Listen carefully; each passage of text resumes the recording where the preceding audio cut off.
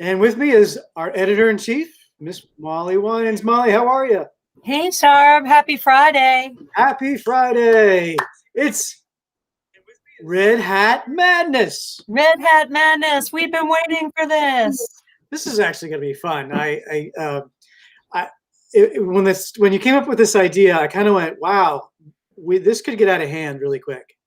Well, I got to admit, when I came up with this idea, I was a little tired, and I was struggling with ideas, and because we're kind of an idea factory at SpinSheet. We still have all these magazines going out, we've got newsletters going out, we have all this stuff happening, and I thought, we've had all this educational stuff. Why don't we just relax and wear our red hats and have a drink and talk about red hats? And so I really just invented it. So then we posted on Facebook, tell us a red hat story, and boom, we got all these stories. And so I'm actually really excited to share some of them. The pictures are great, the stories are great, and hopefully we're going to get some more from the audience tonight. So anyone who's watching along, I hope you're wearing your red hat. I hope you're ready to post a picture of yourself wearing it, or post one of your oldest red hats or something fun like that. So. Yeah. Well, before we get started, we're going to bring our special guest, Shannon Hibbert, on board. But before we go, I do need to thank Mount Gay Rum. And yes, this is a shameless promotion of having a show about their hats. Yes, it is. But when you sponsor as many shows as they have, we're going to give them this one. And this is going to be fun anyway. They're a great group of people. Obviously, they've supported us, and they support sailing in a great way. So anyway, very special thank you to Mount Gay, and let's bring Shannon on. Yay, Shannon! Hey, happy Friday! Hi guys, happy Friday! Thanks for being our guest. Welcome to SpinSheet Happy Hour. Thanks, man. What are you drinking over there? Something to look forward to. I am drinking something that looks disgusting, probably to most people. Looks good, actually. I was trying to spruce up my eggnog, and I put a lovely sprinkle of nutmeg and some food color in it, and some rum, of course. So, cheers! What are you calling it? Milk, but tell us what you're calling your drink. Oh God, I haven't thought of a name of it. I eggnog with bling. Oh, I thought you said you were going to call it a faded red hat. Oh God, yeah. I was kind of joking about that, but I think you just named it. Yeah, I think I love it. That's why you're the editor-in-chief. Cheers. Yeah. Well, I'm not being very exciting. I'm just drinking a little Mount Gay and ginger here, but it's doing the trick. How about you, Sharb? What are you having? I'm having a little 1703 neat. Fancy. Yeah, I'm basically finishing this thing off, and it's delicious, and I'm hoping we're going to get more. Yeah. Well, I should explain how I chose Shannon to be on the program. I was thinking, Sharb is going to be busy putting up all kinds of pictures and fielding questions from the audience in case we get some more stories. We got so many, we might have gotten all the good ones we're going to get, but we welcome your comments and stories. But I was thinking we should probably have someone else on the show so that Sharb can, focus on putting his pictures up. And I thought, who's gone to some parties where there's some red hats being worn? And I thought, Shannon Hibbert. Shannon, I've seen Shannon cutting up the rug at a few Key West race weeks, or Screw Pile Regattas, or the Old Annapolis race week, and not to mention you're such a good and loyal friend of SpinSheet, and always been so generous with your photographs. And she's been on the cover a couple of times. And anyway, so I thought, we'll bring Shannon on because Shannon's someone I'd like to have happy hour with anyway. Here's Shannon. Thank you. Thank you for inviting me. It's fun to just hang with everybody. I miss I miss racing. I haven't been racing much lately, and I just miss the community. So. All right. Well, we're here. We're here on Facebook and nowhere else, right? Yep. I'll take it. All right. I'm going to disappear for a little bit, and if you need anything, you know where to find me. All right. Well, come back anytime, Sharb. Right. We might need you just for the photos and stuff. So what we did, we divided and conquered on all the stories that we got on our Facebook page. And so Shannon and I are going to alternate the stories that we got. Might tell a couple of short ones and then pass it over to Shannon. And we're just going to see how that goes. Some of them came with pictures. Some of them didn't. The very first one that I got here, I'm pretty sure came with the picture, but I forgot to give Sharb the picture. Oh, This is the first one. This is actually the second one. This is a okay. We're gonna get back to Andrew. I got a couple stories to tell before we get to Andrew. Okay. So the first one, we didn't have a picture that went with it. I think he posted one, but I forgot to give it to Sharp. It's from a sailor by the name of Dan Marks, and he raced on the Bullseye in San Francisco. First race someone ever paid him for. He said, "I've lost several red hats over the years." And it's kind of sad when you lose your red hat, so we feel for you here. Alan Hallett had a story. He used to navigate Donnybrook. Mm-hmm. Familiar with Donnybrook, everybody? That boat that got around a lot back in the day. It's been a couple of years since we've seen Donnybrook, but he said probably 3 different times I came on deck to help with the sail change and lost a Mount Gay hat. Muldoon, that's Jim Muldoon, the owner of Donnybrook. Muldoon wasn't a fan of them anyway. I think he cheered when one went over. Obviously, we didn't go back. One favorite was a 1994 Antigua Race Week hat. So thanks for sending your story, Alan. I know Jim Muldoon, and I can picture him cheering when your hat that he didn't like went overboard. I have one longer story, and then I'm going to, you have a hat from that regatta? Oh, not that regatta, but Antigua Race Week 2013. Yeah, I can't remember what year anymore. Yep. I want to go to Antigua Race. That could be something we could shoot for in the future. Yes. I want to go there in the future as soon as possible. I do want to point out, Molly, that Antigua Race Week is where the red hat started. Oh, really? See, Sharp, thanks so much for looking up the history of red hats.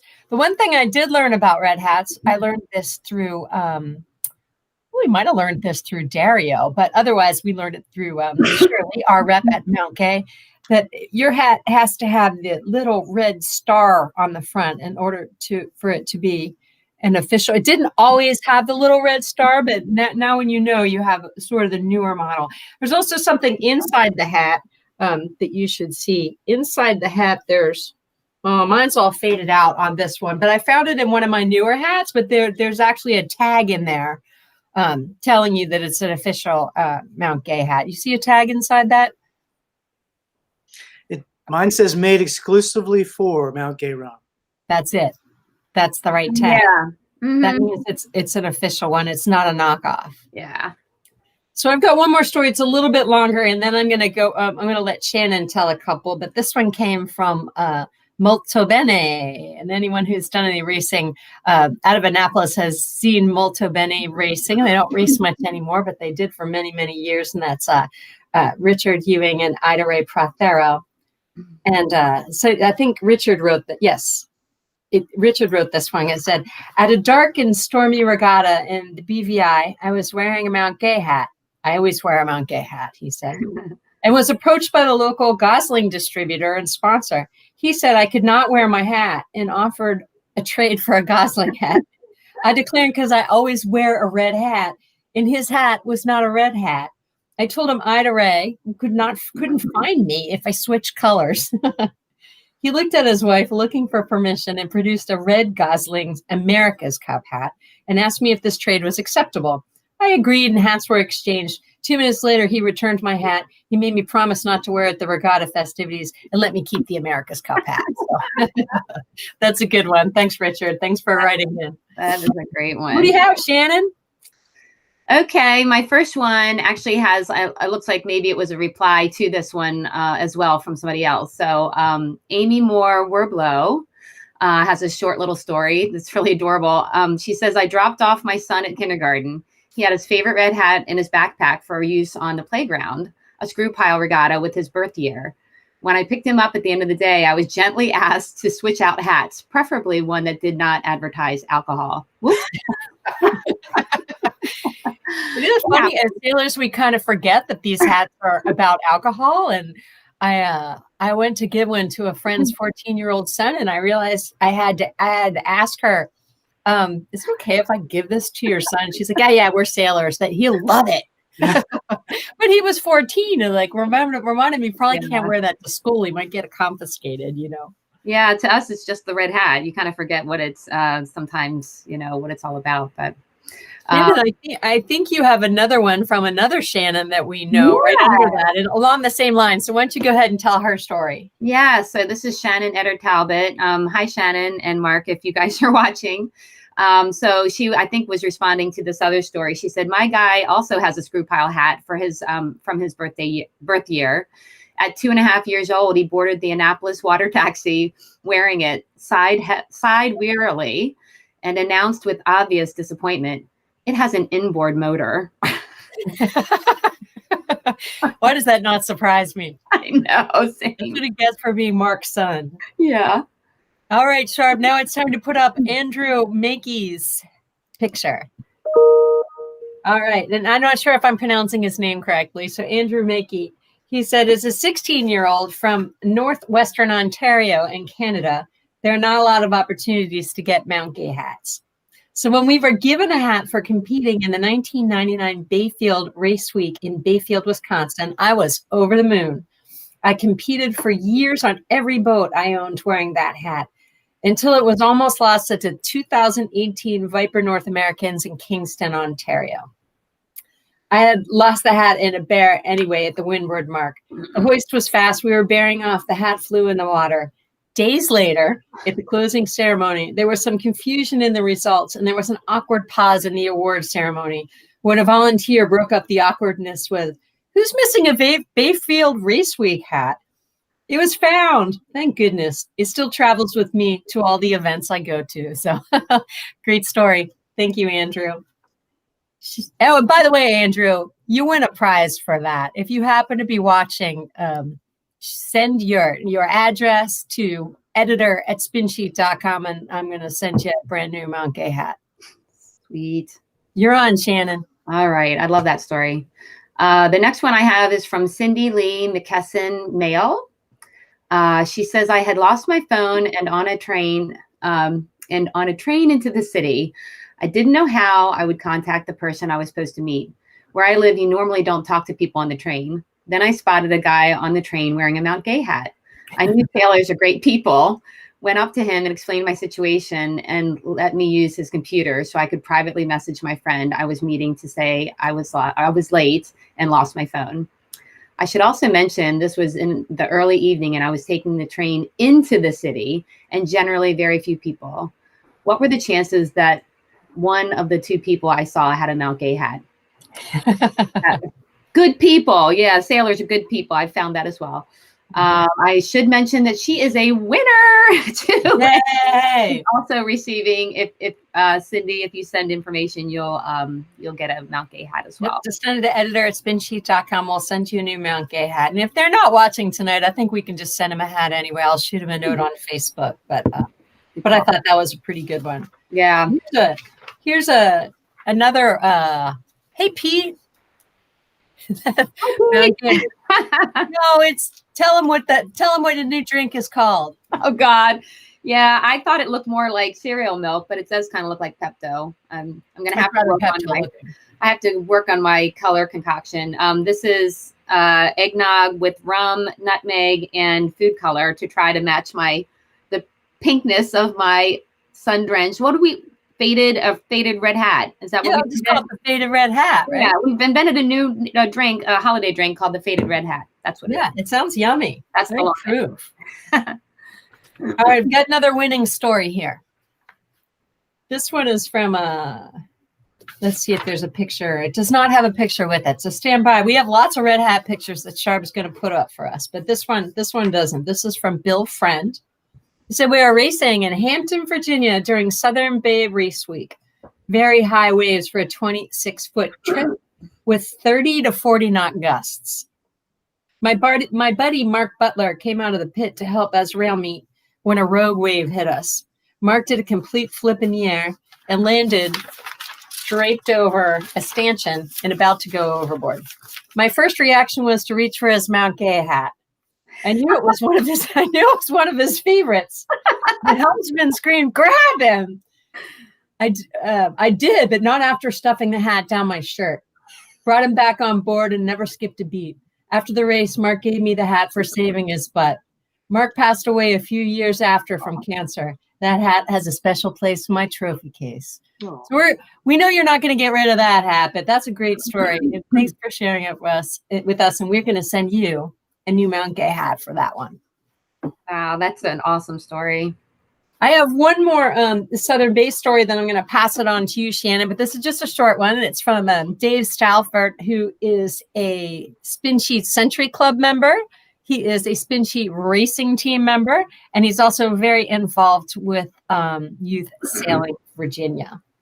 And he wrote, my first Mount Gay red hat was from the 1990 Rolex Regatta in St. Thomas in the U.S. Virgin Islands, when I raced on a Henry Menon's J29 Magnum.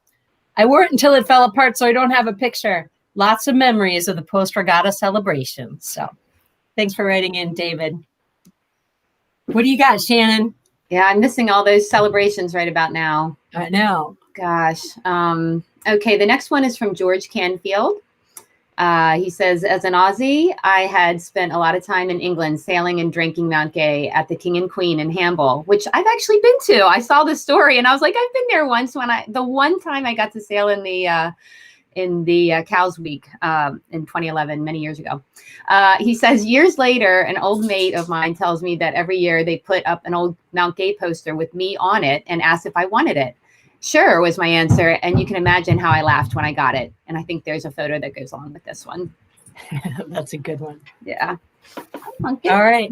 I got a note from a guy from England, Martin Everard. Note was most memorable. And by the way, there's a picture with this one, Sharp, which you know.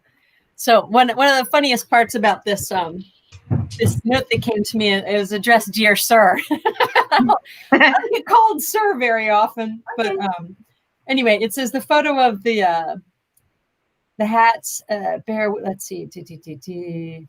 All right, he said sorry. He'd sent the email from his phone, which is why he called me Sir. He said, I organized, and I can't do an English accent, but you can sort of hear it in the way that he speaks. I organized with an S. I organized the Mount Gay Rum party at Northwood House as part of my Cows Week entertainment program spelled MME, at the end. 750 yachties attended.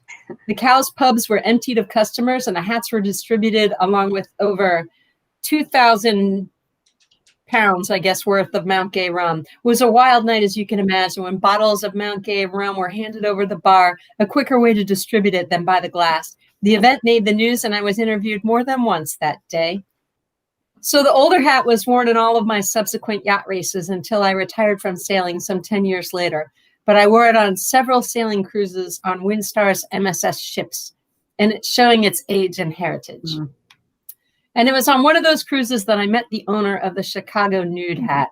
I walked up on deck one day, and there was Bill Moss standing by the rail wearing the Mount Gay Rum hat, of which he gifted to me. We got to talking as yachties do, and have been doing so ever since on land and sea. Mm-hmm. I should add that I still have and wear regularly my Sydney J24 1988 World Championships, as well as my LST for the 1986 One-Ton Cup in Palma, Mallorca. The latter is the most comfortable hot weather tee of all. So anyway, Martin Everard of London, thanks so much for writing in. It's really fun to have someone across the pond follow the SpinSheet Facebook page. So Sharp, is there anything coming in from the audience that you would like to share with us, or? Gosh, we've got a couple that are just long stories that won't show up on the screen, but. It sounds like everybody, Jack Regan's got just a kind of a random question, which I think is kind of funny. I'm sure there's a story behind it. But I have never donated a large bag of red hats myself, but it sounds like Jack probably has. Well, it's funny because it wasn't very long ago that a friend of mine who shall remain nameless who's done a lot of regatta organizing over the years, opened up this giant Tupperware container, of which there were a couple, if memory serves me correctly, there might have been some tote bags full too, was filled with regatta hats. Some dating from the 90s, and he just couldn't bear to donate them. He just he just felt like these are good hats. Somebody's going to want these hats. Do you want these hats? And I said, no. With SpinSheet, we have an office full of red hats. We don't want your red hats. He said, what do I do with them? I said, you donate them. You put them in a donation box somewhere. And later, I had a friend who had done read an article about or had done some research about where things actually go when you donate them. And a lot of them end up in South America or even in Africa. And I thought, well, it would be kind of fun to be on a trip to some far-flung place where there's absolutely no sailboat racing and see some guy walk past with a new Mount Gay hat, with I'm not going to mention the name of the yacht club, but a Chesapeake-related yacht club. It'd be kind of fun to see, but I'm sure that a lot of these hats get donated. I personally haven't donated a bunch of them, but it's kind of we were talking. Go. I know we were talking before the show, and I wanted to just also share this. There's a bit of a tulip. What do you call it? Sure, come on. Oh, hold on. I could. You're right. Here I am. No, I kind of I was researching this because people had told me you can sell these red hats. I'm like, you can sell them, and I honestly didn't really believe that you could get some serious money for it. And I don't know what the top. If anybody has done this, please chime in the comments. I'd love to know how much money you've actually gotten for a rare one. Now, like I mentioned before, I think in the Antigua Race Week, I've forgotten the year now, but it was a while ago. They started it, but I just popped on eBay yesterday, and I'll pop this up so everyone can see it. But someone who has the 100th anniversary for the Mackinac Mount Gay Rum hat from CYC wants $200 for their hat. Wow. I think which might be worth it. I'm not really sure, but it just reminds me of the tulip run up in Amsterdam and all that, and just how much people would actually pay for it. So if there's a market, well, you can sell it on eBay. So anyway, I thought that was kind of neat. Yeah, that is kind of neat. I actually I have a friend whose husband's an eBay dude, and I know that he regularly would sell the hats for $30. But I think I don't have that sort of energy. $400? You think so? Thanks for chiming in, Todd. $400. $400. That's what he says. That's awesome. So. All right, I'm going to tell John Anthony's story. John Anthony has this long red hat story that he just popped up on Facebook. And nice to see your name up there, John. So best red hat story, a pickup crew on a Trip 26 screw pile. And I think we were just talking about a different Trip 26 a minute ago. Yeah, maybe Trip 26 is something you lose your red hat on, but Trip 26 is screw pile one design race in 2002. Pickup crew had every mix from rock star mother of three to new crew. The boat was chartered from it was a chartered boat from a submariner captain. Picked up the boat in a barn in Upper Marlborough on the way to Solomon, splashed it, rigged it, raced and finished second out, and got the hat. Now, the cool thing is I lost this year in a capsize, and the skipper immediately replaced it in the next week with the Screw Pile Mount Gay hat. What a brotherhood. Thanks for sharing that story, John. That's a good one. So, Shannon, what else do you have here? I've got a little quickie from Liz Chadwick. She said, and there's a photo that goes along with this one. She says the box overflows with red hats. I can only imagine. The oldest is a 1992 ACAT Worlds held on Barnegat Bay, New Jersey. And there is her photo of the overflowing hats. Wow, look at that beautiful shade of pink on that one. I know the I'm contrast still working is on it. Impressive. I know. Every time I get one like halfway there, I lose it, So Shannon, tell me the story of the hat you're wearing on your head right now. This is the hat that I'm currently trying to get to the faded, beautiful pink. But this is from the Grenada Sailing Festival in 2012, which was such a wonderful experience because I was on a British boat. Mike O was there. And I think it was January. So it was in, that time of year when you really want to be in the Caribbean. And but the great thing about it was that we met the boat in St. Lucia, and then we went island hopping to get to Grenada. And I had never gotten to go to a lot of these different places. So I love cruising. I'm one of those people that goes both ways. I like racing and cruising. Yeah, me too. Yeah. And I just loved the cruising. I loved it. I loved going to the islands. And then when we got to Grenada, then we raced, and it was just magical. It was just the only thing I regret is not having more time in Grenada to actually, see the island. Because once we got there, we were racing and partying. So no time. Got to go back. Darn it. So I'm wearing my Key West 2009 hat. And who knows, maybe Shannon, maybe it was my red hat that made me think of you as the person to come on. But both Shannon and I happened to be down at Key West in 2009. And that was actually the last time I went to Key West as a representative of SpinSheet, mostly just because, often Mary Eunson was already racing down there. Her husband was, and she had a free place to stay. We're a little business. So, the free place to stay wins every time. But anyway, it was a special time down in Key West, and we had such a great time. And Shannon, you and I were pretty new friends, and we had some fun hanging out. I know we have a picture of us both very slitty-eyed. We've been obviously drinking a bit of Mount Gay Rum there in Key West and having a really good time and meeting some new people. But it's a very fond memory there. Yeah. That was not my first time in Key West, but that was my first time down there for Key West Race Week. And I was just shooting pictures for SpinSheet, and I was so excited because I was shooting pictures for you guys. I was able to get some rides on the press boats and get some nice shots. But yeah, if I'd have known that you were going to bring up that one picture, I should have pulled it up, because it's a really funny picture of the two of us. It's a good picture, but we both look really a little shady. We look a little funny-eyed. Happy, but a little bit like it was time to go home. Yeah. It was great memories though. And I was just saying before we started, I lost my 2009 hat, which was my first red hat. And then the next year I went back for the 2010 Key West regatta to shoot pictures again. And they gave me a replacement for the 2009. So I still have it, even though I lost my original one. Yeah. It's nice to have a red one to wear every once in a while, because it's really a nice color when it's red. Yeah. As much as I like the pink, it's kind of nice to have a brand new one too. Yeah. So Shannon, how many do you have? A bunch? I only have like two more little ones besides what's coming in through the audience here. Okay. Yeah, I've got a bunch here. I've got a bunch. Okay, so let me go to Stephen Birchfield. And Stephen has a photo to go with his story. He says, my son, Timmy Birchfield, competed with me this year in the Screw Pile Lighthouse Challenge. It was the first time I had entered my own boat, and it was also his first multi-day regatta.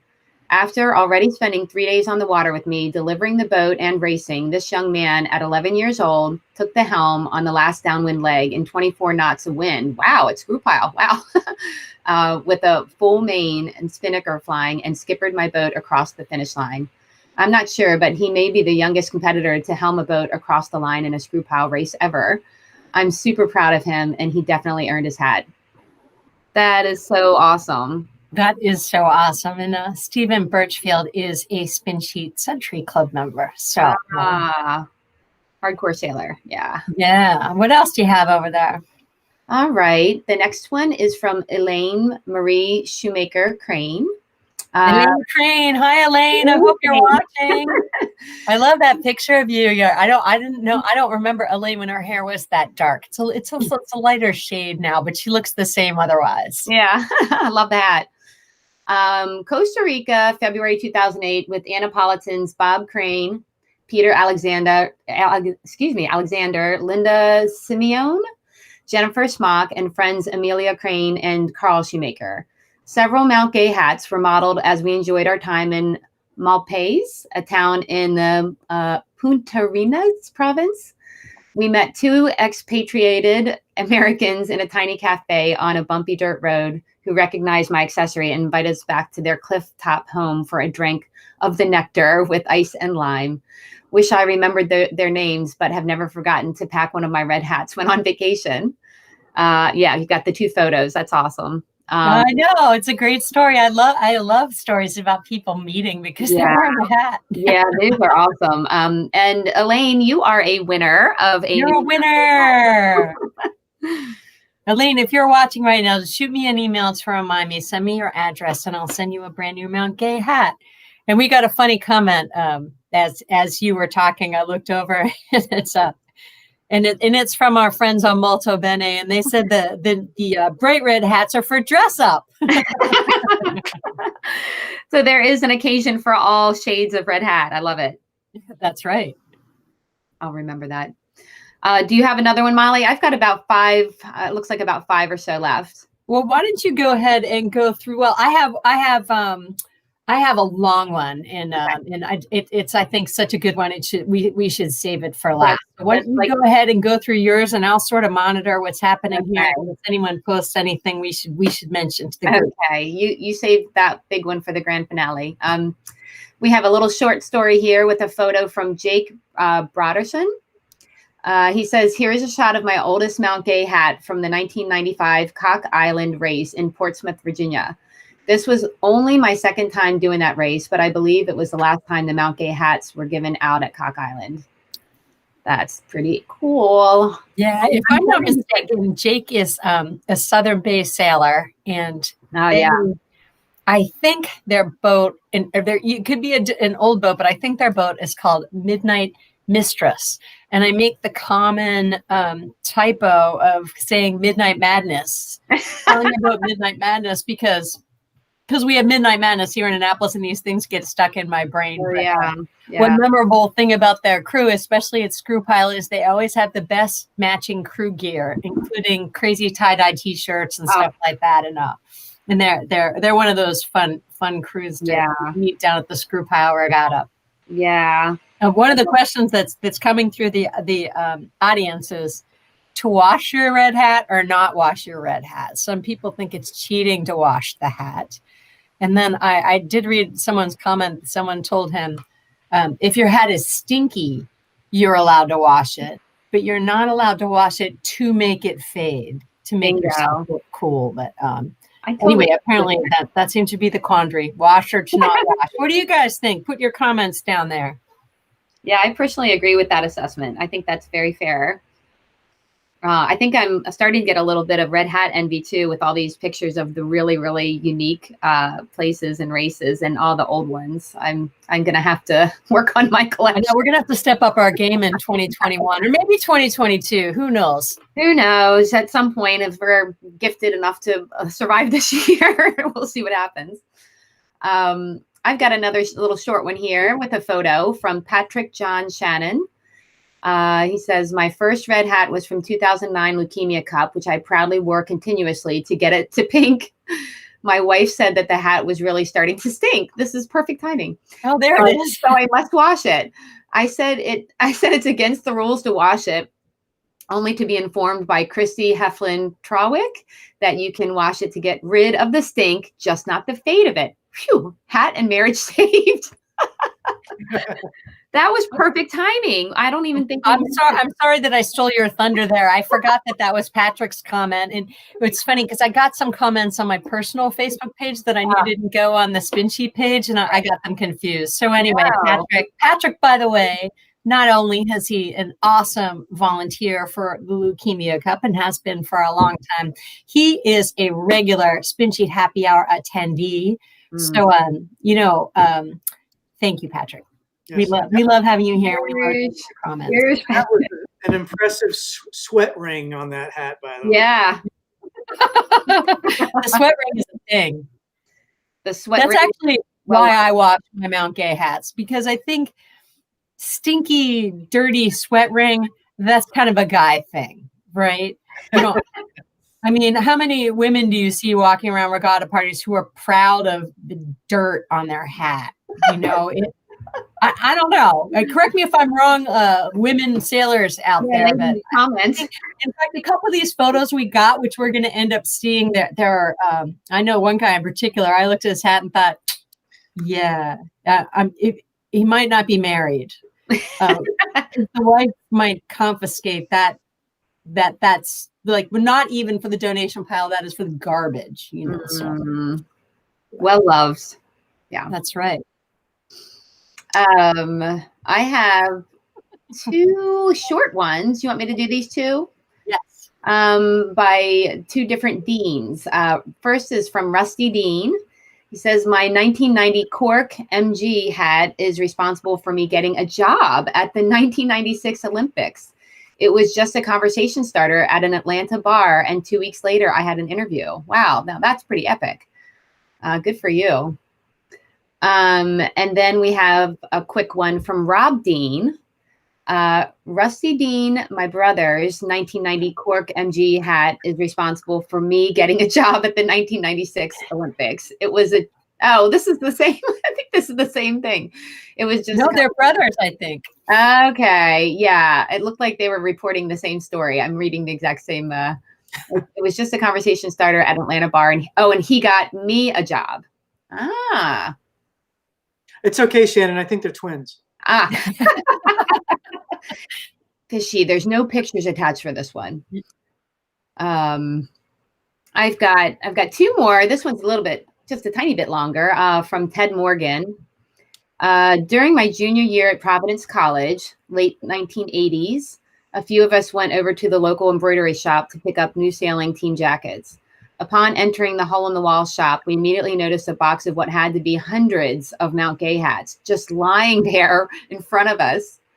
No doubt they were targeted for distribution around the globe, with some stitched for the China Sea Race. It felt like we had stumbled upon the Holy Grail. There were a series of comments after that at just asking Ted how many hats they stole. Mm-hmm. he claimed he did not. He resisted temptation. But. That's commendable. I just have one more after this, Molly. So, do you want me to do this last story on my list here, or do you want to? Yeah, go right ahead. Okay. All right. This is from Greg Keeley. He says, our Key West race week. And there's a photo with that one. Oh, yeah. Sorry. Greg Keeley. Oh, yeah. Okay. Our Key West race week end of regatta dinner was funded 1 year by the proceeds from one crew member's mid-regatta eBay sale of 3 hats. We held on to enough for my home bar to look like this. I'm impressed the fact that he's kept all those nice new red hats. Mm-hmm. Hi, Greg.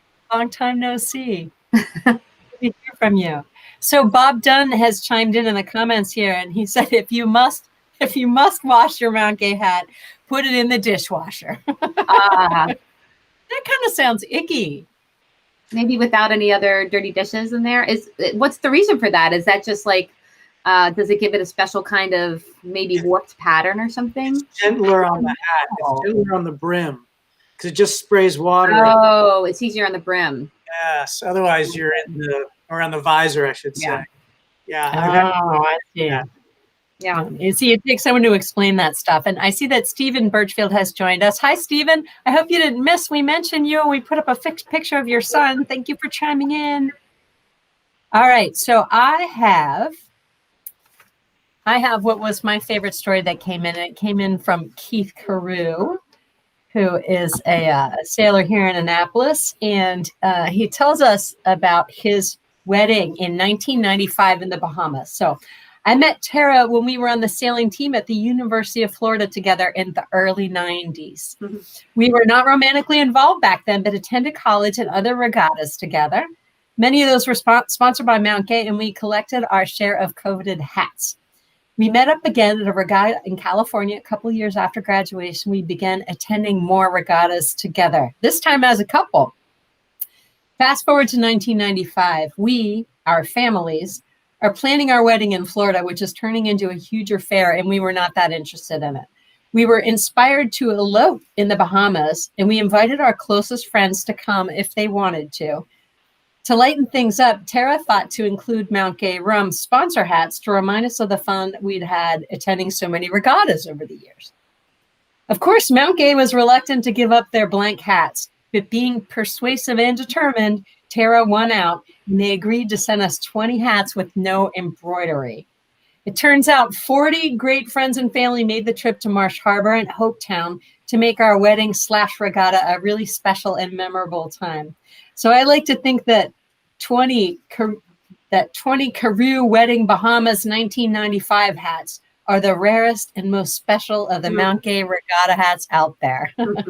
Keith, we tend to agree with you that has to be pretty special, and we are going to send you and Tara a special prize of brand new Mount Gay hats, but they're not going to be quite as nice as the Carew wedding hats. So what an awesome story. Thanks for sharing it. You send your info to editor@spinsheet.com, and we're happy to send you some new hats. So we have one more winner here that I want to bring up, and I'm sorry, I don't know how to pronounce his name. I want to say Lodico, but it's Jim Lodico or Lodico, and he sent several pictures of his. Oh my God. That's a full-on blowout right there. That's impressive. You need a new hat, Jim. We're going to send you a new hat for that one. And he said a bunch. Wow. Look at that. Now see, this is where the wife should intervene. There might not be one. I'm not sure, but that's 1998 hat, and that needs some help. That one, 93, you must not like that one that much. That one hasn't been worn very much at all.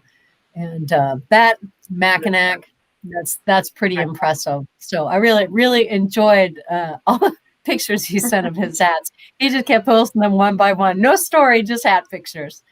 And a Sorcy 88.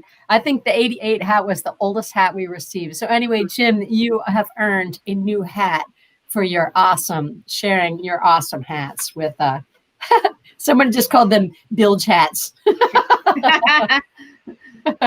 which is funny. That's one way to age them nicely. Stick them in the bilge, see what happens. That's right. So, Sharp, are there any other stories or things that you would like to post up there about the red hat? Did we share this hat? Because it's a good dirty one, but it's a Block Island Race Week. And for some reason, there's a watch next to it. I thought there might be a story there that I didn't know. Yeah, about. You know what? I don't think it gave much. And I'm sorry, I don't have the guy's name down here. I was cutting and pasted rather rapidly this afternoon in the middle of a deadline. But I know Holly said, well, here's a Block Island Race Week hat and watch. Yeah. So that's a Block Island watch, too. There you go. Jim Ellis, thank you very much for submitting your photo. Oh, cool. Thank you, Jim. So, Sharp, did you have anything else to teach us about the history of Mount Gay hats? I know you did a little research.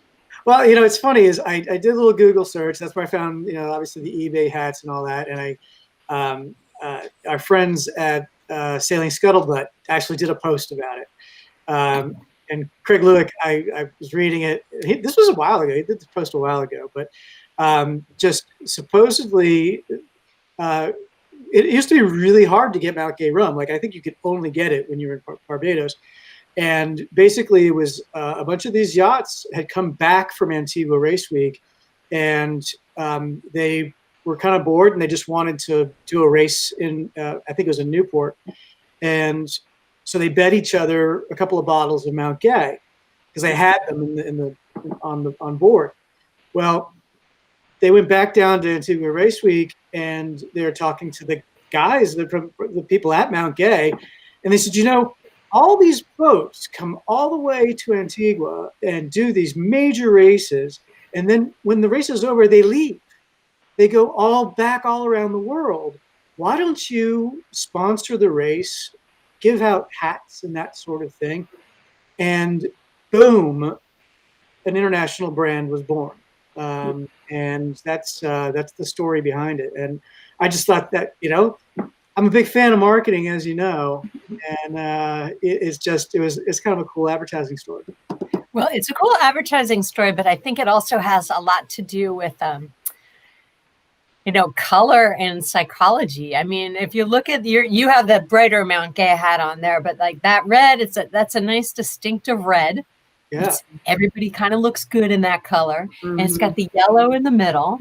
And then, it's kind of intriguing because it's got a little, map, it's got an island on it. I think, it's a distinctive looking brand. They have a decent logo. I don't know if it's always been that logo or if I'm sure it's changed a little bit over the years, just like someone explained to us that the star on here is a newer edition. Mm-hmm. I don't have a star. You don't have a star on yours? No. Interesting. All mine have stars on them. I've got a hat head. Yeah. So The star might be not a new edition. That might be an older edition. I don't know.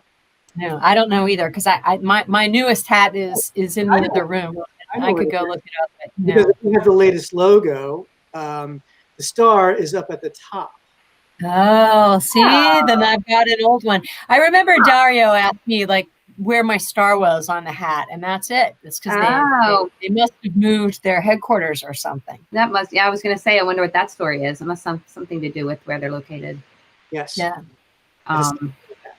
Yeah. That's all I got. So there is we have and I'm going to have to go verify the name, but there's at least one person who responded to our initial call for stories saying he loves those hats and he doesn't have one. And if it's the person I think it is, and I think it's Bruce, he showed up, and I told him if he was a charming guest, I'd send him a hat. So Bruce, if you would like a hat, you send your address to editor@spinsheet.com, and I'm happy to send you a new hat. And then I'm probably going to be out of hats because I didn't have more than 10 to send. So I think that covers my hat budget. Your red hat budget, yeah. We will be taking back orders though, so we'll get there. Well, and you know what? Mount Gay, they're particular about their brand and giveaways and things like that. So we okayed our hats for a giveaway, and maybe someday we'll do this again and we'll get a different batch of hats. But we wanted something to give away, and it being 2020, it's not like we have an office filled with cool, great new things to give away. I just happened to have a couple of new Mount Gay hats to give away, and this was a fun way to do it. And Shannon, it was so awesome to have you on the program. I hope you'll come back someday when we need someone to mix it up a little and have some fun. Twist my arm. I knew this one was going to be. I'm sorry, what was that? Oh, I said, yeah, twist my arm to come drink, cocktails on a Friday afternoon. So. Yeah, well, we'll do it in person again soon. We just got to get through this winter, right? Amen. Yeah. And maybe if we have a warm day over the winter, we can go have a boat drink together or something like that. Yes, that sounds great. But, until then, we do this whole internet thing, and you know what? We're surviving it. It's kind of fun. I especially love, people like Patrick, Shannon, and Jack Regan. They show up a lot for our happy hour, and it's always fun to see them and just say like, "Hey guys, thanks for showing up." So we're having a lot of fun with it. Just so you guys know, we are not going to have any more SpinSheet happy hours this year. Mm-hmm. This was the holiday edition, red hat, and oh yeah, I want more sparkly earrings for you guys because that's what I do. It's Christmas time, and so. Our next happy hour will be on January 8th, and that is a makeup for one that we had to cancel in October. And it is going to be for when things go wrong. And we have a couple of guests on for whom things have gone very wrong, like thinking, dismasting, sinking, that sort of thing. And we're going to talk about best practices when things go very wrong. So we hope you'll be there. And in the meantime, I hope you have great holidays. Yeah. And, thanks to you, Molly, and to you, Sharb, Chris, for doing this for everybody and keeping us all connected. This is really it's a great community, and it's nice to have this when we don't have the in person. Yeah, I know. Thanks for joining us, and thanks. I know, and your dog behaved at the beginning. We had Shannon's dog barking and Sharp's dog barking, and it's kind of amazing that nobody made any noise there. No special guests. All right. Well, thank you, everybody. Thanks for joining, and of course, thank you to Mount Gay Rum. We really appreciate your support this year. Doing these happy hours was a brand new thing for us way back in March, and we didn't know it was going to be a thing. And it's a thing. It's now a thing. So we're going to do it all winter long. So, So we'll get be ready for Friday nights through March because we're going to be here. And if you have friends that are like, well, I'm not on Facebook, so I can't watch this. They absolutely can. You get on YouTube. Go to YouTube and subscribe to our channel. And we do this as a simulcast. So please do that for us. That's a great way to help support SpinSheet. is just by obviously letting people know you're a fan, and and obviously drinking Mount Gay Rum when the situation is appropriate. So have yourself a great holiday, a happy new year, and we'll see you in 2021. All right. Cheers. All right, everybody. Have a great weekend. See you, Shannon.